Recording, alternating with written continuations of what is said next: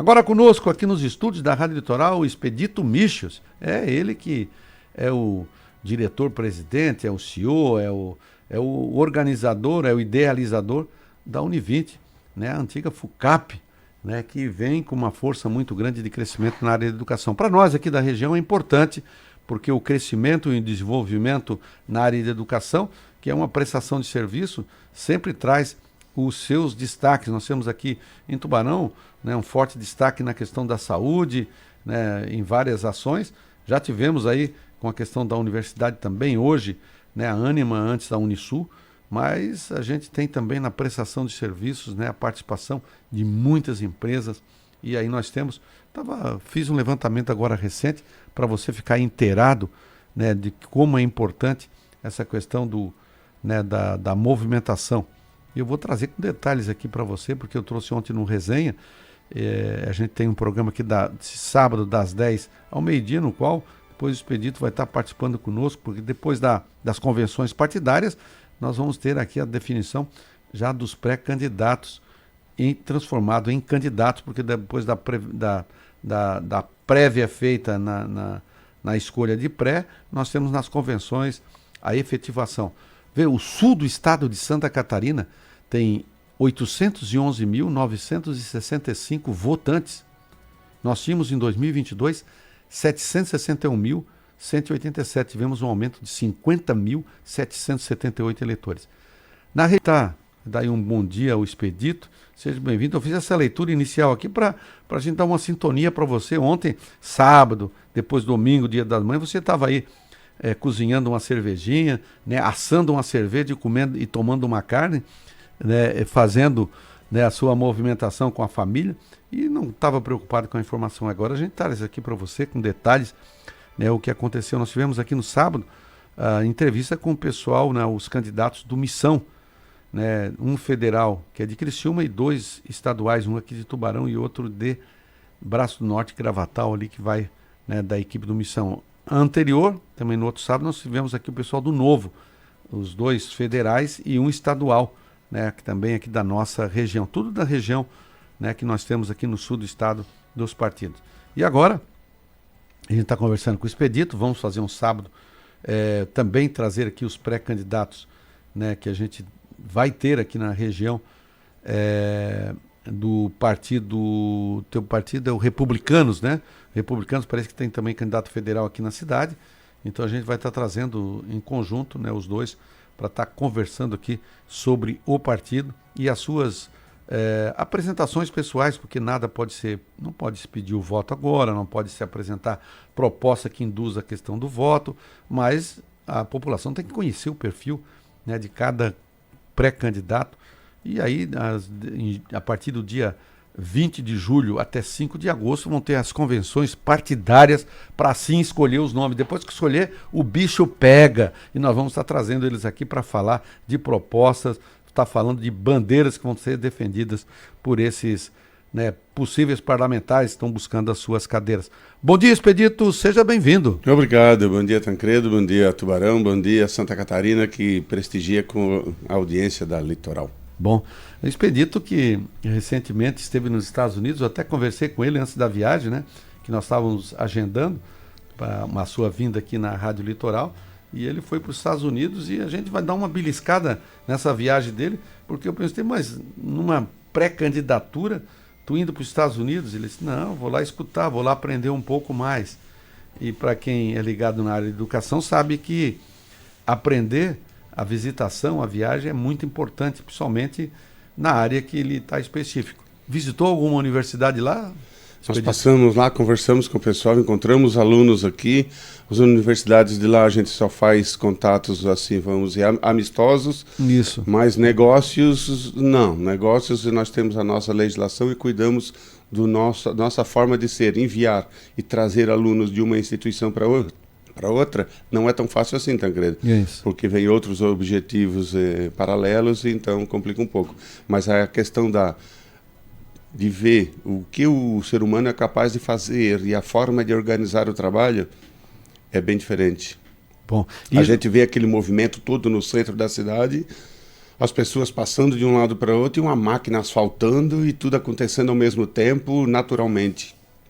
Vejo alguém descendo o reboco de uma parede e sempre que já dá um saco de reboco retirado, ele ensaca, passa a vassourinha. Então, quer dizer, ele trabalha no limpo, ele se organiza diferente. Então, aquilo eu achei muito interessante nesse sentido. Uma das movimentações fortes, né, e claro, é o principal, dos principais países do mundo, uma das mais fortes economias que tem, ela também tem uma organização na sua parte de gestão, administração, né? O que te chamou a atenção lá, além dessa questão da organização, sobre a questão do trânsito, sobre a questão da oportunidade das pessoas nas universidades? Tu chegasse a dar uma olhada nisso? As oportunidades são muitas e são criadas em cada ambiente. O que chama a atenção no ambiente americano é que por debaixo de cada avenida tem uma linha de trem. É incrível. Então o passeio é enorme, e ali você desce para o subsolo e anda para onde você quiser. E muitas lojas chamou a atenção também. Você vai lá, você escolhe o produto, você joga dentro de um compartimento. Só no fato de você colocar naquele cesto o produto, um vestimento, por exemplo, já faz a leitura e já tem o visor ali do lado quanto é que é. Você passa o cartão, bota na cesta e vai embora. Só fica alguém olhando, ver se você está fazendo o procedimento correto. Percebeu? Espetacular. As lojas japonesas são praticamente todas assim. As americanas, algumas ainda você vai lá num caixa. Agora, você é o caixa. É interessante. Né? É diferente. É diferente, né? Isso é também questão de cultura, né? Também de educação, enfim. E tecnologia, né? E tecnologia, dizer, claro. Traz tecnologia. Tecnologia. É uma das coisas que chama atenção nessa questão do meio universitário, essa transformação que está acontecendo, né? Já isso de 15 anos para cá, na área tecnológica. E agora, por último, nesses últimos um ano e meio, a questão das IA.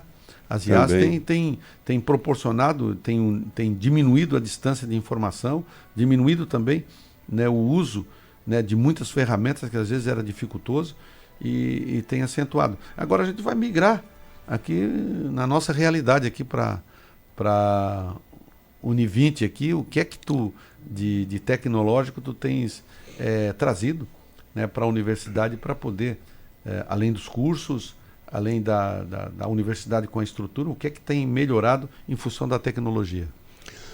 A minha e as viagens de professores e colaboradores fazem com que eles percebam o que está acontecendo lá fora.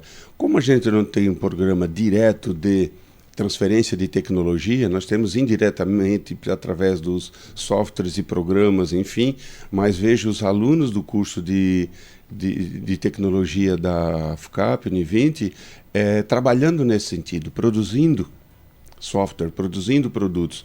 Isso dentro da faculdade. Então, são coisas que é muito importante, mas o start, a vontade, a percepção vem das visitas e da busca que o pessoal tem. O brasileiro é criativo, o brasileiro procura se inteirar e pessoas que às vezes, mesmo vindo de qualquer modalidade de ensino, eles entram na faculdade e começam a pensar conforme uma planilha de programação. Então eu vejo o nosso pessoal muito criativo e fazendo todo esse trabalho.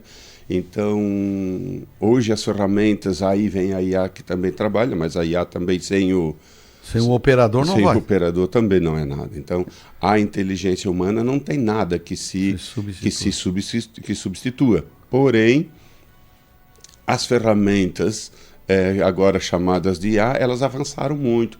Então foi dado um nome bonito, como inteligência artificial, mas na verdade são ferramentas artificiais para dar velocidade no conhecimento humano. Isso. Uma das coisas que chama atenção lá na tua universidade, quais são os cursos que tem direcionado para a área tecnológica? Dentro dos cursos de engenharia, você tem diversas disciplinas que trabalham isso, porque você para fazer... mesmo engenharia civil, engenharia mecânica, todos esses cursos têm disciplinas para o uso de ferramentas modernas, porque, por exemplo, um ecobatímetro, O professor vai lá, vai fazer as suas aulas, seu trabalho, e precisa fazer atividades com aqueles equipamentos, que é difícil de trabalhar e fazer a leitura com esses equipamentos.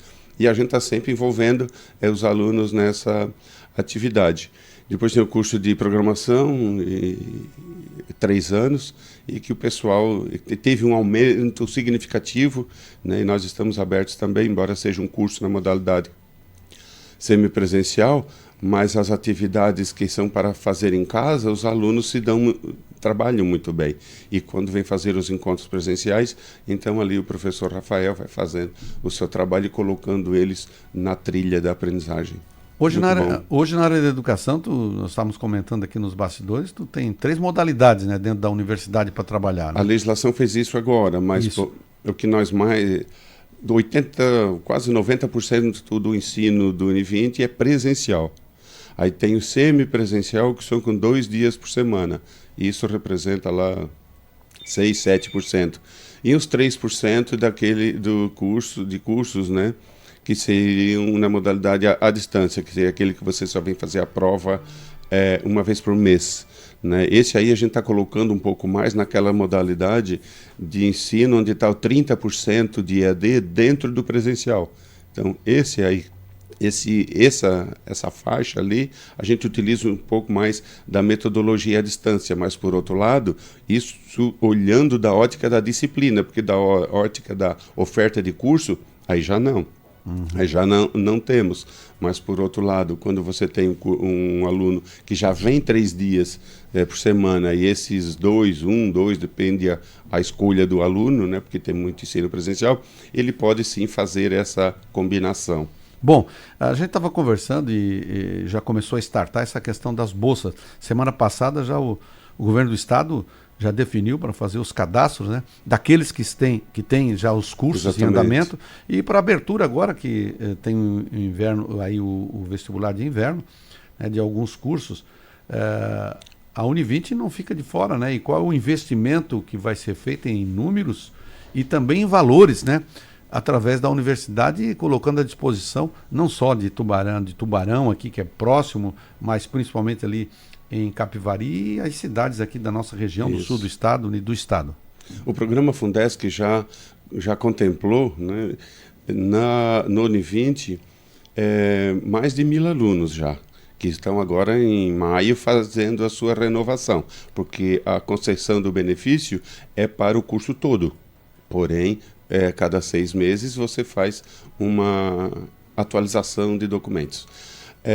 Veio estar reservado para nós R$8.800.000, isso para os 5 anos, né? Porque como a concessão é para 5 anos, então isso já está distribuído nos próximos anos. Mas é um volume significativo, que é dinheiro que vai ficar no bolso da família, né? Então, quer dizer, eu tenho um estado estudando, mas não estamos sacrificando o bolso da família, embora a Univinte sempre se preocupou em ter mensalidades na altura do bolso da nossa comunidade, da Amurel e Anrec. Então aqui nós temos agora esse valor significativo que expressa, né, que converte isso em bolsas, 1.200 bolsas. Planejamos 600 bolsas para os veteranos que ainda não conseguiram fazer, porque na última chamada, Tancredo, teve um período muito curto para eles fazerem os seus documentos, postarem os documentos. Então ali já ficou uns 300 alunos de fora. Então tem aqueles 300 alunos veteranos, mais 300 agora e 600 para novos estudantes participarem deste programa que vem fazer o auxílio financeiro e complementar a mensalidade necessária para o ensino presencial, que é um pouco mais caro, tem um valor maior do que o ensino à distância, né?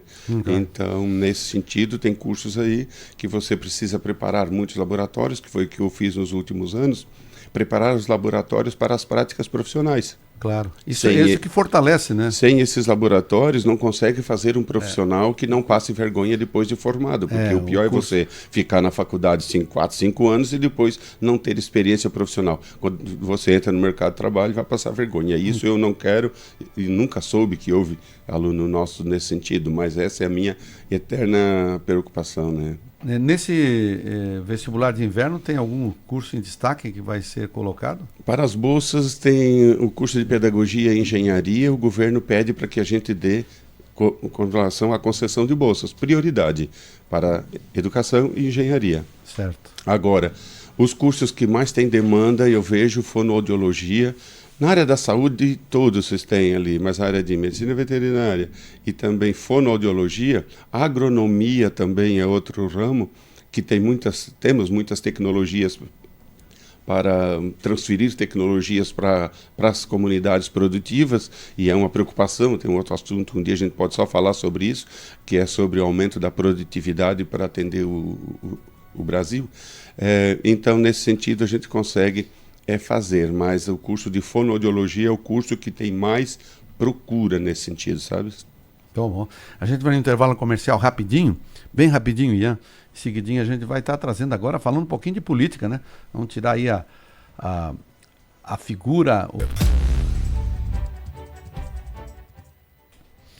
8h32. Agora a gente vai dar na continuação da nossa entrevista. Estamos aqui entrevistando o Expedito Michels, né? Ele que é empresário na área da educação, ele tem aí a gestão da antiga FUCAP, depois transformada em Univinte, e tem aí um grande trabalho de representação, né? Nós já tivemos aqui Tubarão, a capital do estado energética, né? Depois tivemos a capital do estado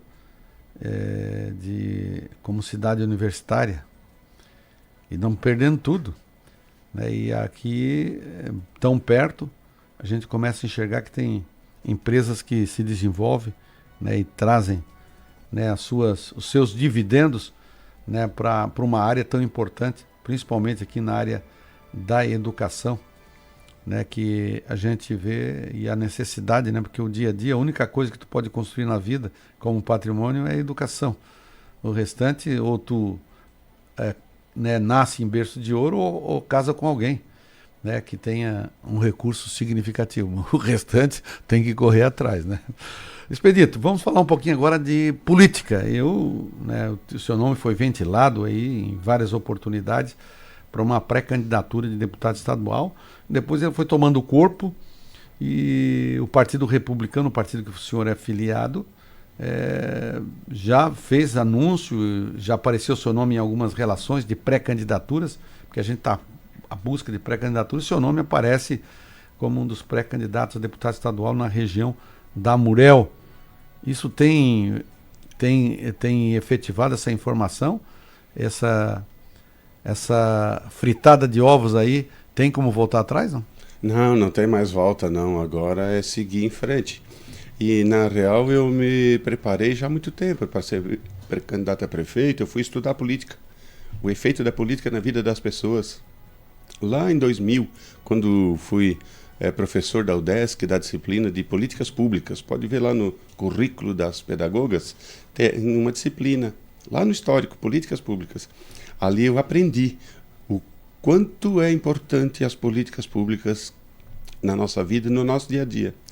Então comecei a estudar e me preparar nesse sentido. A gente vai se preparando, tipo, mentalizando. Porque quando isso acontece, no fim acontece, como é que eu vou dizer, uma coisa que Deus te coloca naquilo que tu imaginas que tu pode contribuir. Então assim foi com a Univinte também. Eu não sonhei ser dono de faculdade. As coisas foram acontecendo e deu certo, com qualidade. Da mesma forma, fui me preparando para a política e dessa quase ganhei, o quase foi 130 votos na última eleição, e dali começa a vir as percepções das outras pessoas.